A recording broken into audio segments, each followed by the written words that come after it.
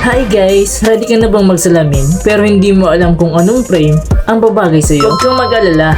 Andito ako para tulungan kang pumili ng perfect eyeglasses frame para sa hugis ng mukha mo. Remember, hindi lang yan basta fashion, kundi combo ng style plus comfort plus confidence. Let's go! Number 1, round face. Kung bilog ang mukha mo, ibig sabihin halos pantay ang lapad at haba ng face mo at walang masyadong angles. Bagay sa iyo ang square o rectangular frame kasi nakakatulong silang i-define ang face mo at magbigay ng structure. Avoid mo yung masyadong bilog din na frame, baka magmukha kang emoji.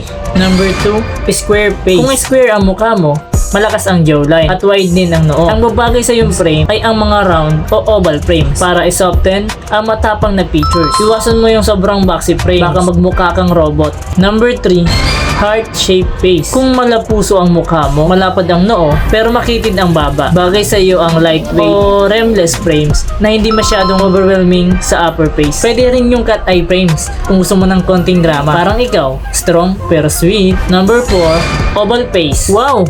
Jackpot ka kung oval ang face mo. Halos lahat ng frame ay babagay sa iyo. Square, round, geometric, kahit may kulay pa. Ang challenge mo lang, pumili kasi ang daming frames na babagay sa iyo.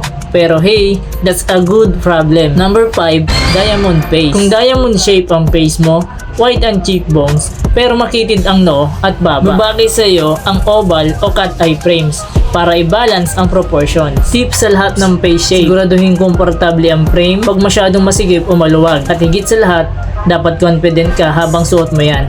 Kasi kahit anong frame, if you wear it with confidence, panalo ka. So, anong shape ng mukha mo? At anong frame ang bet mo? Comment na sa baba at subukan mo ng paggawa dito sa aming optical shop. Thank you for watching!